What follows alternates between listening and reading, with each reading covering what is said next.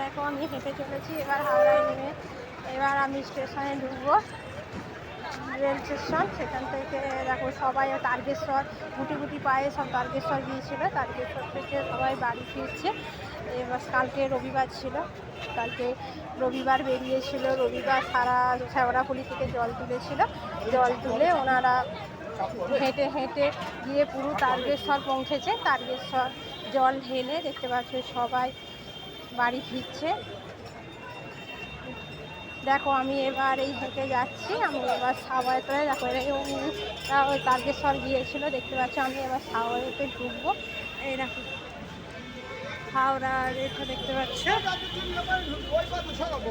এবার সাওয়ের ভেতরে ভেতর দিয়ে আমরা বাস স্ট্যান্ডে যাবো। কি সুন্দর লেবু বিক্রি হচ্ছে দেখো, কত সুন্দর।